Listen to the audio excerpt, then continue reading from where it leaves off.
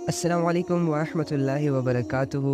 उम्मीद करता हूँ कि आप सब खैरियत से होंगे और सब सेहत के एतबार से भी ठीक होंगे और ईमान के एतबार से भी ठीक होंगे। हमारे नबी सल्लल्लाहु अलैहि वसल्लम अपने सहाबा से, अपने फ्रेंड से डेली बेसिस पे ईमान की कैफियतों के बारे में पूछा करते थे, ईमान की हालतों के बारे में पूछा करते थे, क्योंकि ये ईमान जो है ये हमारी सबसे बड़ी ताकत है। ईमान हमारी ज़िंदगियों में बहुत एक मैटर करने वाली चीज़ है। जो इसकी ताकत को समझ लेता है, जो इसकी वैल्यू को समझ लेता है, उसके लिए बहुत बड़ी बड़ी इबादतें भी ईज़ी हो जाती हैं। लेकिन जो अपने ईमान में जितना कमज़ोर होता है, वो अपनी इबादत में और अल्लाह रब्बुल इज़्ज़त के अहकामात को मानने में उतना ही ज़्यादा कमज़ोर होता है। तो ईमान हमारी स्ट्रेंथ है, ईमान हमारी वैल्यू है, ईमान हमारी सबसे बड़ी ताकत है। ये ईमान बढ़ता है अल्लाह की बातों से, ये ईमान कमज़ोर होता है अल्लाह की गफलतों से, अल्लाह के अहकामात से दूर जाने से ईमान में कमज़ोरी आती है और अल्लाह रब्बुल इज़्ज़त को ज़्यादा से ज़्यादा याद करने से ईमान में मजबूती आती है, ताकत आती है और इंसान बड़े बड़े इबादतों को ईज़िली कर लेता है।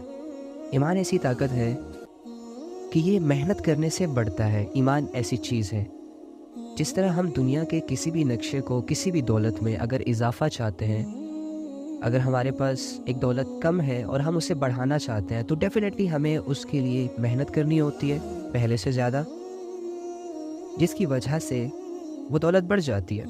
हमारी स्ट्रगल काम में आ जाती है।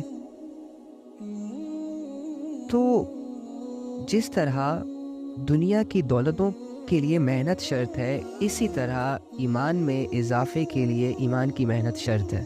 और ईमान की मेहनत क्या है? रोज़ाना अल्लाह की बातें करना, रोज़ाना अपने औकात में से कुछ वक्त निकाल के अपने अल्लाह को याद करना, दिल से याद करना, दिल की कैफियतों के साथ अपने अल्लाह को याद करना, अपनी कमज़ोरियों को सामने रख कर अपने अल्लाह को अपना खालिक मान कर और ये जानकर, इस बात का यकीन करते हुए कि मेरा अल्लाह मेरे अंदर मौजूद तमाम कमज़ोरियों को पूरा कर सकता है, मेरे अंदर मौजूद तमाम गमों को अल्लाह दूर कर सकता है, मेरी ज़िंदगी के तमाम अप्स एंड डाउन्स में अल्लाह मेरा सहारा बन सकता है। तो जब हम इस यकीन के साथ अल्लाह की बातों में लगेंगे, अल्लाह के कामों में लगेंगे, तो हमारा ईमान बढ़ जाएगा। और जब ईमान बढ़ेगा, तो जैसे कि मैं आपको कहता हूँ कि अल्लाह के बड़े बड़े अहकामात भी हम बहुत ईज़िली कर लेंगे। आज हम जो कमज़ोर हैं, वो इसलिए कमज़ोर नहीं है कि हमारे जिस्मों में ताकत नहीं है, वो इसलिए भी कमज़ोर नहीं है, हमारी ये जो इबादतों से गफलत है, इसकी ये वजह भी नहीं है कि हम बहुत ज़्यादा मसरूफ़ हो गए, दुनिया ज़माना बहुत फ़ास्ट हो गया, अगर इसमें दुनिया के लिए मेहनत नहीं करेंगे तो पीछे रह जाएंगे। ओके वेल, सही है, मानते हैं इस बात को, लेकिन हम इतना भी मसरूफ़ नहीं हुए दुनिया को कमाने में कि हम अल्लाह के लिए वक्त ना निकाल सकें। एक्चुअली में जो रियलिटी है और जिसको हमने एक्सेप्ट करना है, वो ये है कि हमारा दिल नहीं चाहता, हमारा दिल नहीं चाहता कुरान पढ़ने का, हमारा दिल नहीं चाहता नमाज पढ़ने का, हमारा दिल नहीं चाहता अल्लाह को वक्त देने का, हमारा दिल नहीं चाहता किसी के साथ अच्छाई करने का, हमारा दिल नहीं चाहता इस्लाम को सीखने का, दिल नहीं चाहता इस्लाम को फॉलो करने का, दिल नहीं चाहता आखिरत को बनाने का, दिल नहीं चाहता जन्नत के लिए कुछ करने का। ये वो रियलिटी है, इसको हमने एक्सेप्ट करना होगा। जब हम इसको एक्सेप्ट करेंगे तो फिर ये जो बहाने हैं ना, ओ जी मेरे पास टाइम नहीं है, ओ जी मैं नहीं कर सकता, मैं मसरूफ़ बंदा हूँ, मुझे ये भी करना होता है, वो भी करना होता है, कैसे टाइम निकालूँ, ये सिर्फ़ और सिर्फ इंसान अपने ज़मीर को धोखा दे रहा होता है। एक्चुअली में जो बात जो उसके दिल में होती है, जो उसकी मेन कमज़ोरी होती है, वो ये होती है कि उसका दिल नहीं चाह रहा होता। और ये दिल इस कंडीशन तक लाने वाला ये खुद है। दिल नहीं चाहता कि वो अल्लाह की गफलत में धड़कता रहे। हमारे जिस्म का एक भी हिस्सा नहीं चाहता कि उससे अल्लाह की नाफरमानी की जाए, क्योंकि ये आंखें जानती हैं, यही आंखें कल गवाही देंगी ना हमारे ख़िलाफ़। अगर हमने इनसे बुरा देखा तो ये अल्लाह को कहेंगी ना कि अल्लाह इन्होंने मुझे बुराई में यूज़ किया। यही हाथ जो आज हमारे सामने हमारे कंट्रोल में है, हमारी कमांड्स मान रहे हैं, यही हाथ कल बोलेंगे ना हमारे अगेंस्ट कि अल्लाह इन्होंने नामहरमों को छुआ था, हराम कमाया था, हराम खाया था, इन्हीं हाथों से पता नहीं क्या से क्या करते रहे, ये बोलेंगे ना। तो ये चीज़ होती है। ہماری باڈی کا ایک پارٹ بھی یہ نہیں چاہتا کہ ہم اللہ کی نافرمانی کریں، لیکن ہم اس سے کر رہے ہیں۔ اور اس کی مین وجہ کیا ہے؟ ایمان کی کمزوری۔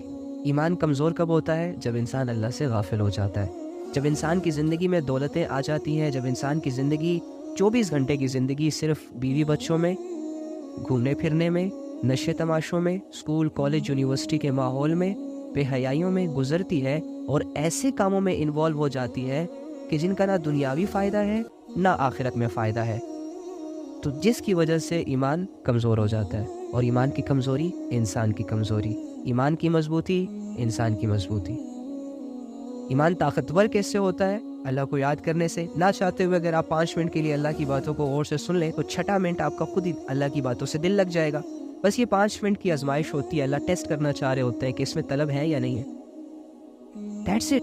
اس کے بعد تو آپ کو باتیں سمجھ میں آنا شروع ہو جاتی ہیں۔ شروع میں تو آپ کو نماز بھی بہت بھاری لگتی ہے، بہت زیادہ بھاری لگتی ہے، وضو بھی بھاری لگتا ہے، لیکن جب آپ وضو کرنے کی نیت سے جاتے ہیں، ہاتھ دھوتے ہیں، تو آپ کے لیے وضو آسان ہو جاتا ہے۔ اور جب تک آپ پاؤں نہ دھو لیں تب تک آپ وضو تو آدھے میں چھوڑ کر نہیں جاتے نا، یعنی پورا کر لیتے ہیں، لیکن اس سے پہلے ایک فیلنگز چل رہی ہوتی ہے دل میں، یار ٹھنڈا پانی ہے، کیسے اٹھوں گا، فلاں ہے، یہ ہے، وہ ہے، ایک پہاڑ۔ اسی طرح نماز کا معاملہ ہے۔ نماز پڑھنے سے پہلے 100 خیالات ہمارے ذہنوں میں آتے ہیں، یار نماز کیسے پڑھوں گا، یار کپڑے ٹھیک نہیں ہے، فلاں نہیں ہے، یہ نہیں ہے، ایسے ہے ویسے ہے۔ لیکن جیسے ہی ایک انسان مشکل سے اپنے آپ کو دھکے دے کر مصلی تک لے آتا ہے اور مصلی پر آ کر اللہ اکبر کر کے دنیا کو پیچھے چھوڑ کے اپنے رب کے سامنے کھڑا ہو کر رب کی تسبیح بیان کرنا شروع کر دیتا ہے، تو یہ آدھے میں نماز نہیں چھوڑ کے جاتا، پھر پوری کر کے چھوڑتا ہے پھر۔ تو ایسے ہی نیکی کا ہر کام، ہر عبادت شروع میں بہت زیادہ مشکل لگتی ہے۔ کیوں؟ جب تک آپ عبادت کو کرتے نہیں ہیں تب تک وہ مشکل ہے، جیسے ہی آپ کرنے لگ جاتے ہیں تو وہ آسان ہو جاتی ہے، کیونکہ عبادت کرنے سے پہلے شیطان کی ایک فورس آپ پر اپلائی ہوتی ہے، آپ کے دلوں میں عجیب طرح کی کنفیوژنز ڈال دیتا ہے، آپ کو چھوٹا سا کام بہت مشکل کر کے دکھاتا ہے، اور آپ کے اندر جو سستی ہے، فرماتے ہیں یہ جو سستی ہے یہ شیطان کی طرف سے ہے، حدیث ہے، تو یہ جو سستی ہوتی ہے اس کی لیمٹس کو بڑھا دیا جاتا ہے۔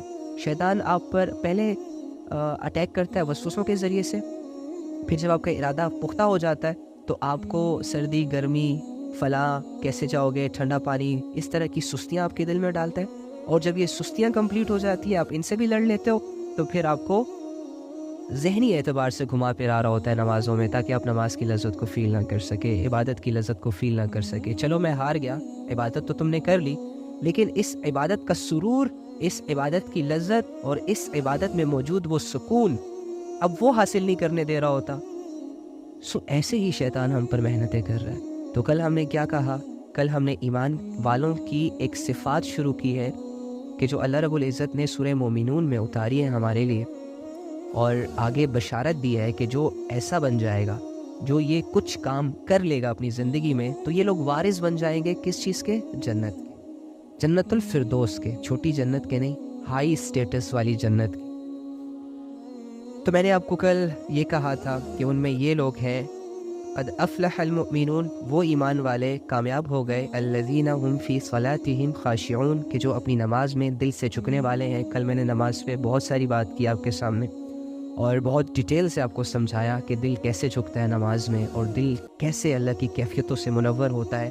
آج اگلی آیت پہ جائیں گے انشاءاللہ، جس میں اللہ رب العزت فرما رہے ہیں والذین هم عن اللغو معرضون، کہ اور وہ لوگ جو لغو چیزوں سے منہ موڑے ہوئے ہیں، یعنی ایسے بیکار مشغلوں میں وہ انٹرسٹ ہی نہیں لیتے جن کا نہ دنیاوی اعتبار سے کوئی فائدہ ہے اور نہ مرنے کے بعد کوئی فائدہ ہے، نہ ہماری ان کاموں میں لگنے سے دنیا بن رہی ہے اور نہ ہی ان کاموں سے آخرت بن رہی ہے۔ اس کی ایک مثال میں آپ کو دیتا ہوں، ٹک ٹاک، سوشل میڈیا۔ اب دیکھو، ہمارا نوجوان اسے یوز کر رہا ہے، اس میں قیمتی وقت لگا رہا ہے، اوکے، لیکن مجھے بتائیں کہ ایک انسان ہے، وہ صبح اس کی چھٹی ہے آفس سے یا اسکول سے چھٹی ہے یا یونیورسٹی سے چھٹی ہے، گھر میں کام کرنے کے لیے بھی کچھ نہیں ہے، ویلا ہے، کوئی رسپانسبلٹی اس پر نہیں ہے، موبائل میں ہاتھ میں پکڑتا ہے، آنکھ کھولنے سے لے کر رات کو 2 بجے تک، لیٹ سپوز وہ کوئی مووی دیکھ لیتا ہے، لیٹ سپوز وہ کوئی گیم کھیل لیتا ہے، لیٹ سپوز وہ ریلز دیکھ لیتا ہے، لیٹ سپوز وہ کوئی بہت بے حیائی کے کاموں کو دیکھ لیتا ہے، مجھے بتائیں صبح سے لے کر شام تک جو اس نے آنکھوں سے دیکھا، کیا اس نے اس کی زندگی میں اس کو تھوڑا سا بھی کامیاب کیا؟ نہیں کیا۔ یہ اس وقت کو استعمال کرتا، اگر یہ مزدور ہے، اگر مزدور 8 گھنٹے کی مزدوری کرتا ہے تو اسے کیا ملتا ہے؟ 1000-2000 روپے مل جاتے ہیں۔ ایک بزنس مین اگر 8 گھنٹے کی ڈیوٹی کرتا ہے یا جاب کرتا ہے، اپنے بزنس کو دیتا ہے، تو اسے لاکھوں کا پروفٹ بھی مل سکتا ہے۔ لیکن مجھے یہ بتائیں کہ ایک انسان جو صبح سے لے کر رات تک ایک ایسی ایکٹیویٹی میں لگا ہو کہ جس سے نہ اس کی دنیا بن رہی ہے نہ آخرت بن رہی ہے، تو بلکہ الٹا خراب ہو رہی ہے، تو کیا ایسے کام آپ کو زیب دیتے ہیں ان میں اپنا قیمتی ٹائم سپینڈ کرنے کا؟ نہیں دیتے نا۔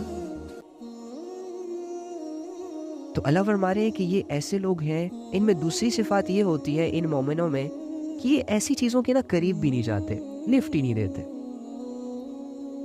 اس طرح کی بہت ساری چیزیں ہوں گی آپ کے ارد گرد، گیمز، ڈرامے، موویاں، فلمیں، اور دوستوں کا ایویں ہی ہلا گلا، اور اس کے علاوہ ایویں ہی سیر سپاٹے کرنا، کوئی مقصد ہی نہیں ہے۔ او جی چلتے ہیں، کدھر چلتے ہیں؟ مری چلتے ہیں، کدھر چلتے ہیں؟ فلاں چلتے ہیں۔ کیوں چلتے ہیں؟ ویسے ہی گھوم پھر کے آ جاتے ہیں۔ وہ ویسے ہی کیوں؟ مقصد تو بتاؤ پہلے۔